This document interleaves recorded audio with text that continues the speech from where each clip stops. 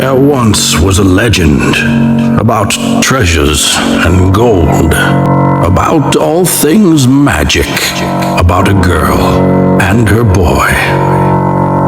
Wizards and dragons, all creatures you'll find in the depth of your dreams, in your heart, in your mind. Far across the land, high above the sea, there's a land of adventure, a home for you and me. This is your path. To greatness you are sworn. The world will come to witness a true hero reborn.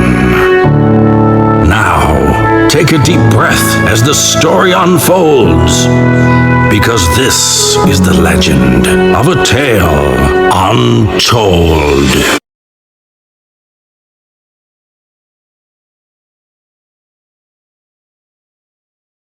It was the first time I was granted magic. It had been a summer day just like any other. Mother and I were having a picnic as we so often did. I was running about picking flowers when I happened upon a baby bird that had fallen from its nest.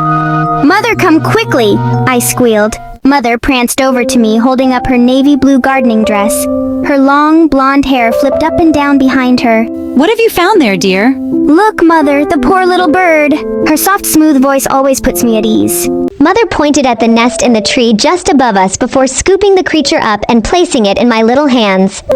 Be gentle now, dear. She lifted me up in her arms and I delivered the bird back home. Before returning to its mother, the bird opens its beak and thanks me.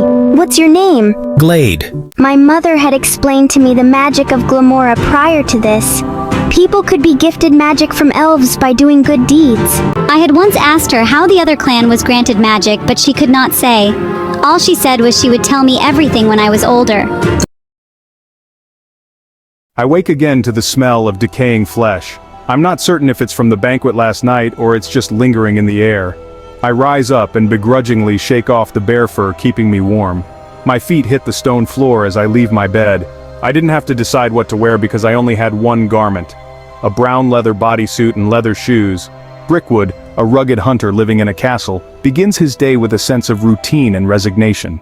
I knew breakfast wouldn't be provided, so I don my bow and arrow and head towards the woods. With a sense of purpose, Brickwood prepares for the hunt, knowing that survival depends on his skills and determination.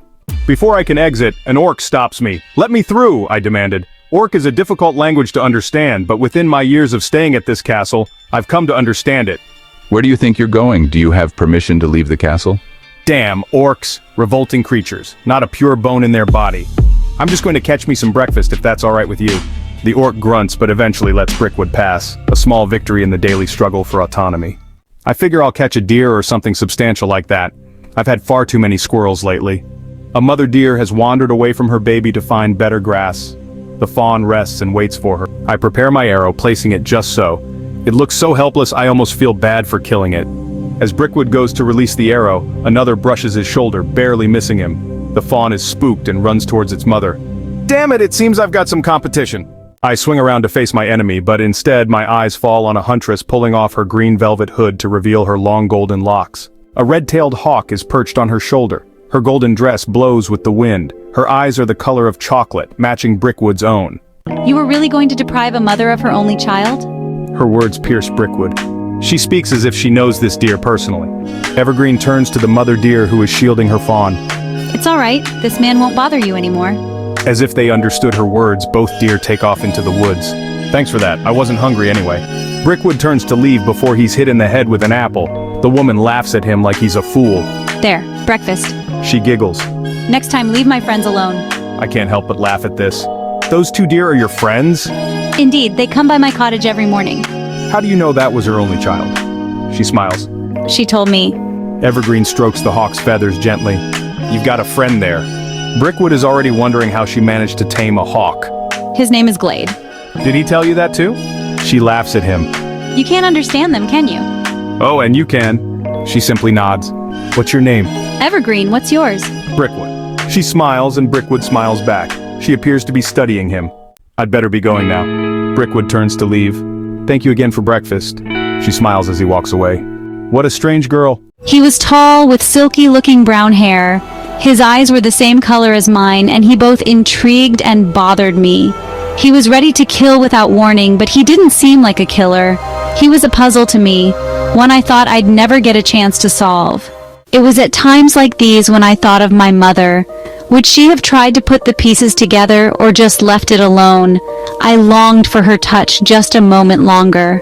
I hated how her life had ended. Murdered by a masked hunter as she was defending our beloved cottage. She had scared him away and he never showed up again. That was after he took a piece of my heart with him. I hated remembering, I hated recalling. It was moments like these that I wish I could forget. The wall stood high and impenetrable.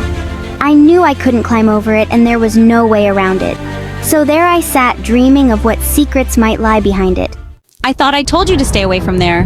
My mother's words bring me out of my daydream. Mother, why are we not allowed to go beyond the wall? It was a question I had asked many times. We will discuss it when you're older. I wondered when older was. She offered me her hand. Come inside, Evergreen. I think you're finally old enough to know the truth. I squealed with excitement as she led me into our cottage. She took my hands. No one from this clan is to go beyond that wall. Why? It is forbidden. Our neighboring clan, they cannot be trusted. I squeezed Mother's hands. Tell me the story. It was long ago, long before you or me. We were a united kingdom, prosperous and peaceful. Until one day, we were under attack by a foreign kingdom. In the midst of battle, we were betrayed by our own. They took the enemy's side. Mother had tears in her eyes. We were defeated in battle. A great wall was built to separate the two clans. A peace treaty was forged. As long as each clan stayed behind the wall, war will be avoided. And if it's crossed? I asked. We go to war. Whoever crosses that wall will be sentenced to death. A tear fell down my mother's cheek. The conversation shifted to the topic of magic. The other clan is granted magic by hoarding enough power and/or gold. This process is quicker and easier, but comes with a price. The magic these people will be granted will be cursed. It will slowly corrupt them. In the end, they will be shells of their former selves. I shivered. Dark magic. I stood atop the wall dividing our two clans. From up here, you got quite the view. I climbed down into my clan's soil carefully and brushed away the dirt on my hands. As I trudged back to the castle, I couldn't help but wonder what Evergreen was doing right now. She both irritated and intrigued me. I knew better than to trust any one of those good people, or so they call themselves. But there was something about her that seemed so genuine. I shook these feelings off as I ascended the castle tower and bowed to Her Majesty. You're late. She turns to me, her black dress and cape flowing over the ground like a curse. If you weren't in my place, you might find the queen of my clan quite beautiful with her long black hair and piercing blue eyes. To me, however, she was my boss and nothing more. Apologize to your highness, I had some trouble finding a deer this morning. Never mind that, I am in need of your use. Recently one of my handmaids has proven to be inadequate. I wondered what she had done. The queen rolled out a scroll onto a table and pointed to a small cottage on the map. Over the wall, there is a girl. She serves her family well. Take her. I swallowed. While those people were wretched, I hated stooping to their level. But would you be willing to say no to Her Majesty? I bowed and descended the tower. I assembled 2 orcs with me. Hopefully this wouldn't take too long. She put up quite the fight. That was until I threatened to kill her family if she didn't comply. That straightens things out. I brought her before the queen. She'll do nicely. I escorted the girl to her room. In a way I felt pity for her, but then again, not completely. The quiet stillness of night was interrupted by the screams of my mother. Blood leaked from her neck as she collapsed onto the wooden floor of our cottage. The hunter stood above her, his face shielded by a black mask. I was hiding in my closet right where Mother had hid me. I didn't stir until I heard the front door slam shut and the footsteps grew quiet. It was only then that I creaked open the closet door only to find the body of my mother in our living room. I slept by her side on the floor that night. In the morning, I buried her body in our backyard. I placed a simple rose on the dirt above her. It reminded me of her. Simple, beautiful, pure. A memory now lost to time.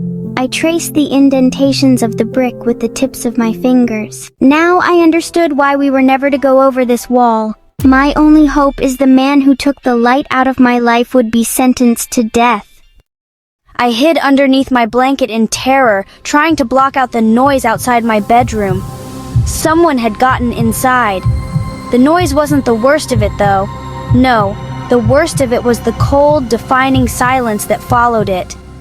I crept out of my bedroom and slowly walked into the living room. It was empty, except for the smell of fresh blood and the bodies of my parents. As I wept over them, a woman in a long black gown approached me. She bent down and cupped my cheek. A boy left alone, his family slaughtered by his own people. She offers me her hand, which I accept. She led me out the door, over the wall, and into her castle. Orcs lined the halls, guarding every door. I was alone, lost, and scared. What was to become of me? I often looked up at the wall towering above me. In the end, I decided against climbing over it. This was my home now. I turned to go back to the castle, but stopped for one final glance at the wall. Someday I would avenge my parents' death. I would make their clan suffer 10 times more than I had. She was gone, my neighbor across the way. Her family reported her missing almost immediately. I did not know her name, but I did know she was a good girl and served her family well. As expected, the queen of our clan responded quickly. How could she not, given all the disappearances that have occurred as of late? What I didn't expect was her to declare war on the enemy. Surely the other clan must have been behind the disappearance. With war on the horizon, I could do nothing but lie in bed praying that justice would come at last. My mother would be avenged. The enemy would get what they deserved. My thoughts led me back to the wall. How could I not fight? I was no warrior, but I had a reason to fight. I would find a way somehow. I would beat the odds. I would be the first woman warrior in all of Glamora. Until the queen shot me down. It is far too dangerous. You have no experience in combat. It would be suicide. That was the end of it. I kicked the wall in frustration. For the first time in many years, I wanted once again to cross the threshold. I waited until night fell across the land, covering me in a blanket of darkness. The bricks scraped my palms and left bloodstains on the wall, but I pressed on, climbing higher and higher still. I plummeted onto the enemy soil and stifled a scream of pain. I could see a castle in the distance, no doubt the queen's. As I was examining my new surroundings, Glade perched on my shoulder. "You should stay behind," I told him. "It will be very dangerous." He responds firmly, "Wherever my mistress goes, I will follow." I reach up and stroke his soft feathers. "All right then, let us be off." As I walked farther and farther away from the wall, I felt an increasing sense of dread. I had no weapons, no food or water, only the clothes and hawk on my back. What was I thinking? Hunger possessed me and I became weaker with every step. The sun had long set and only the light of the moon guided me. Perhaps there were some berry bushes around? Then the smell hit my nostrils. Grilled meat. Food. I needed to get to the food. I stumbled in the direction of the smell, my nose guiding me. In the distance, there was a small campfire with a rabbit cooking over it. My mouth watered. A man who looked about my age sat by the fire, occasionally adjusting the skewered meat. I was helpless. The only thing I could do was beg for a bite. As I slowly approached, I recognized the man at the fire. It was Brickwood. She approached me slowly. Was it really her? As she got closer, the fire illuminated her face, evergreen. Recognition swept over her face and she turned sharply to leave. I wouldn't let her. I grabbed her hand and pulled her down next to me. She didn't look at me when she said, "So you're one of them." "What did she know about me?" Are you lost? You're supposed to be on the opposite side of the wall. She glared at me as her hawk stretched out its wings and curled up by the fire. "Why were you on my soil that day? You're not welcome there." I smirked. You're not welcome here, Evergreen. I asked you first. She demanded. I was hunting, plain and simple, your turn. She hesitated a moment before answering. "I'm here to avenge my mother's death." By? I asked. She continued. "By joining my army to fight the clan that killed her." She said firmly. The words were out of my mouth before I could stop them. Don't play the victim here, girl. Your supposed good clan took the lives of both of my parents. She looked shocked, hurt. She turned away. I bit my lip. Had I gone too far? She turned back to me. "I'm sorry for your loss." Was all she said. I'm sorry for yours. I responded. We ate in silence. Once she had her share, Evergreen stood up to leave. I took her hand more gently this time. You should stay here. She looked surprised. You don't know your way around these woods. You might get lost. Then she smiled. I never realized what a beautiful smile she had. We lay beside the campfire staring at the moon until we could stare no longer. When I woke up, he was gone. My stomach growled, forcing me to my feet. The forest led out into a small village market. Food? They were selling food. My stomach growled again. Shit! I brought no money. I contemplated the situation. I had brought Glade, though. On my command, Glade flew towards the fruit stand and grasped an apple in his claws, much to the annoyance of the vendor. Soon the apple is in my hand and I'm taking a bite. I stroked Glade's feathers in appreciation. Where should I go now? How would I be able to find the Queen's army? A hand clasped down on my shoulder from behind me and I swung around, ready to throw hands. Did I frighten you? Brickwood asks with a smirk. I don't answer his question. Instead, I ask my own. What happened to the whole protecting me thing? You seem to be doing just fine without me. He pats my shoulder again. I shrug him off. Where were you? I had some business to attend to. It doesn't concern you. I raised an eyebrow. What did that mean? Anyway, do you know where the Queen's army might be? I don't know why I'm asking him. It's not like he would know. They passed through the forest while you were sleeping. I think I know where they were headed. Bingo. All right then. You lead. I'll follow. I don't know if I should be trusting him, but as he leads me in the direction of the army, I realize Brickwood is my best shot at avenging my mother. The Vipo were a people most never got the chance to witness. Those who did were never heard from again. Our travels led us into another forest with an active stream running through it, likely home of the Vipo people. I knew not if my companion knew of the danger that lurked in these waters. I prayed I wouldn't have to tell her. We were walking in silence until Evergreen spotted a group of people in the distance. They appeared to be men on horseback wearing heavy suits of armor. That's them! The Queen's army. She nodded. She approached them and bowed as if they were anyone worth bowing to. My name is Evergreen. She addressed the leader of the army who dismounted his steed and removed his helmet to greet her. My mother was murdered by the opposing clan. I am here to avenge her death by joining you in your fight against these monsters. Something in my gut twisted. My clan was a lot of things, but they definitely weren't the monsters here. I'm Sir Dimitri, leader of the Queen's Royal Army. He shook Evergreen's hand. Battle is for men, for warriors, not for young maidens. Go home, Evergreen. She stood her ground. Sir, if you would just let me prove myself to you. He cut her off. You have broken the law. You were to stay in your own clan and not cross over the wall. Do you realize the penalty for such actions? Go home now or face the consequences of your actions. That was all I needed to hear of this guy. I walked up to Evergreen and pulled on her arm. Sorry for the trouble, sir. She gets lost in her mind sometimes. She gets all these ideas. Ow! I pulled her away from the army even harder than she slapped me. What are you doing? I glared at her. Rescuing you. She breaks away from me. For your information, sir, I'm not some damsel in distress that is waiting to be saved. I rolled my eyes. What she was going to say next, I don't know, because I slapped my hand over her mouth the instant I heard their song. Before she could slap me again, I pointed toward the water. The once empty stream was now filled with Vipo. Lots of them. Their translucent bodies and long, scraggly black hair pale in comparison to their soulless black eyes. While their appearance is revolting, their song is enchanting. Legends say they lured many villagers to their watery graves with their melodies. The sound is a mixture of quiet cooing and unintelligible whispers. Don't listen, I demanded as I covered my ears. Evergreen does the same. Unfortunately for Dimitri, he wasn't fast enough. Entranced by the sound, he waded into the stream, now gazing at the hideous beasts as if they were angelic women of beauty. Evergreen, no. She ignored me. Without thinking, I jumped in the water with her. As soon as I came up, blood splattered on my clothing as Evergreen swung at the Vipo. I joined her with one hand still covering one of my ears. Evergreen pointed to the bottom of the stream and then to her ears. I understood. I dived down and frantically pulled 2 clumps of seagrass free. I stuffed them in my ears. I came up beside Evergreen and threw the biggest rock I could find at an approaching Vipo. Evergreen promptly slashed its head off. We did this for what felt like hours, though it couldn't actually have been that long. We spotted Dimitri struggling in the water, now released from the Vipo song. We dragged him to the shore as he choked up water. The stream washed red and Evergreen knelt before Dimitri, his vision focused on her. He coughed up more water. You saved my life. As a warrior would do. Welcome to the army.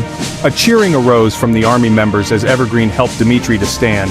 As he returned to his men, Evergreen slipped the spear back into my hand. I clutched her fingers for a brief moment before letting her go.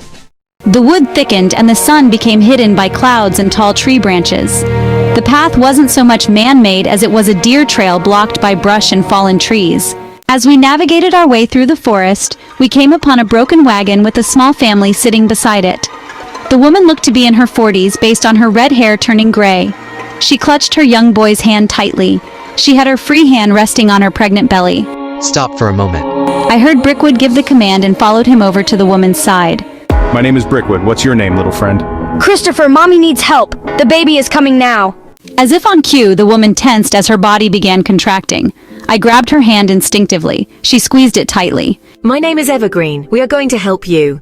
Dimitri and his army watched as Brickwood and I comforted the laboring woman. She screamed out in pain, frightening her child. Your mommy will be fine. We are taking good care of her. Soon you'll have a new baby sibling. Isn't that exciting? The boy laid his head on Brickwood, surprising him. He gently stroked the boy's hair. For a brief moment, I thought he would be a great father to his own children. Then I thought of our fingers touching hours ago. The woman convulsed one last time, bringing forth the baby. It's a girl! The woman cried. She held her new baby in her arms like a precious gift she never wanted to lose. I felt Brickwood reach for my hand and set his hand on top of it. Heat filled my body from just a single touch. I longed for more, the feel of his lips against mine. But now was not the time. He pulled his hand away just as quickly as it had come, and the moment was over. As I observed the woman holding her baby, her appearance slowly shifted from an old woman to a young, tall elf with long, red hair. A gown made of leaves and bark floated around her. Her child had turned into two fairy guards in heavy suits of armor. Then Brickwood began glowing, only for a moment before he returned to normal. What's happened? Brickwood asked, stunned. Congratulations, Brickwood. You have shown kindness and empathy. You have been granted the magic of shape-shifting. He simply nodded. I imagined he was too stunned to speak.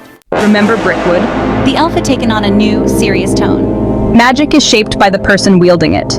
If the person leans into evil ways, their magic will turn on them and tear apart their soul. You must remember whose side you're on. She said nothing more. Her words sent a chill down my spine. She made it seem as if there were much more to Brickwood than meets the eye. Brickwood swallowed and looked away. Then the elves disappeared.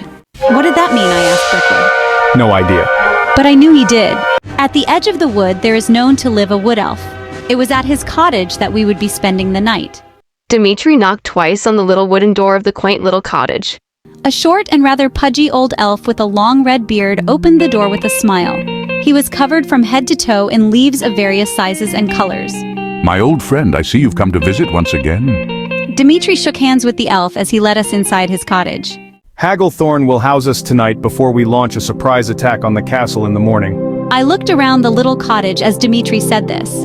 There were many shelves with various specimens from nature sitting on them. A poison's berry here, a bear skull there. What I didn't expect was the cottage to have a second floor with a bed for each of us. Dimitri must have planned this meeting in advance. An open book with a blue leather cover was left open on the bed. The gold foil writing was almost rubbed off, but I managed to make out the title. It read, Vepo. I flipped it open and was met with a novel of sorts. Tomorrow, I told myself. I'll read it tomorrow.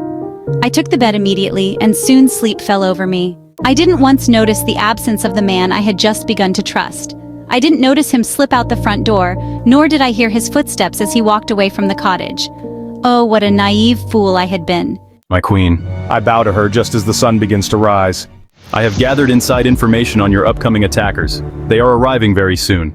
We must prepare. She smiles, one of the rare times. Rise, Brickwood. I do as she commands. She brushes her hand against my left cheek, one of her rare displays of affection for me. You have proven yourself to be quite useful to me. I am proud of you. Those few words meant everything to me. I bowed to her again quickly so she wouldn't see the tears forming in my eyes. I'd never known my parents, not really. They were taken from me while I was still so young. This woman, this queen, has been the closest person to a mother I've ever had. I excused myself from the room and went outdoors. I'm sorry, Evergreen. Again he was gone. Why had he left me again? Where had he gone this time? My thoughts never shifted from him, even as we approached the castle. Then an ambush. Orcs came at us on horseback from every angle. We were outnumbered. You will not escape this time. We jumped into battle instinctively, but the orcs were considerably stronger than the Vipo. We must hold our ground. All of a sudden pain, a sense of unbearable pain. An orc had slashed open my arm, leaving a gaping wound. Blood streamed out from the opening in my skin, and I screamed as I collapsed onto the ground. My vision was blurry, but I managed to make out Dimitri chopping the head off the orc that was leaning over me. I felt Dimitri pick me up and place me somewhere. I didn't know where. Before I could parse out, I felt someone shaking me back to consciousness. I'm sorry, Evergreen. I've made a terrible mistake. I forced my eyes open to see Brickwood tearing a piece of his leather clothes off and tightly wrapping it around my arm. I winced and bit back another scream of pain. He didn't finish as he noticed my horrified face, and he looked behind him. There she stood with her hand on his shoulder. The queen of the clan that murdered my mother. Recognition flew across her face as soon as she laid eyes on me. She turned to Brickwood. My dear, I see you found your old friend. I assume you left out the details about who you really are. I forced out the words. I had to know. What do you mean? The queen smiled at Brickwood, but it wasn't a loving smile. It was the smile of a monster. Go on, dear. Tell your old friend who really killed her beloved mother. All the color drained from his face in that instant. He turned a shade of green, then purple. No. He dropped to the ground, his legs no longer supporting his body weight. I understood everything. It was too much. He would deny it. It wasn't Brickwood. I vomited onto the grass before passing out completely. I couldn't do it. I couldn't admit the man I'd almost given my heart away to was the man who shattered it to begin with. It was all wrong. It couldn't. It shouldn't. But it was. Now I would die truly, truly alone. An army taken captive in the dungeons of the castle I called home. The woman I loved was unconscious and bleeding out. My clan had won. I had been promoted to the position of knighthood. I sat on a throne made of gold next to my queens. I was dressed in robes of purple and finery. But I wasn't happy. This wasn't what I wanted. This wasn't how it was supposed to go. All I had ever wanted was to prove myself to this woman. Now I have. But my mind and my heart could only think of one thing. The one person I just betrayed. Evergreen. Evergreen. Evergreen. Her name repeated itself in my head as if I could make her come back to me. Evergreen. I didn't sleep. I didn't eat. My thoughts were consumed with visions of her. Her long, flowing blonde hair. Her chocolate brown eyes. Everything about her. Was she still alive? Where was she now? Was she safe? My thoughts led me outside and into the castle gardens. I found a bench surrounded by roses. The moon shone brightly down on me, illuminating my face.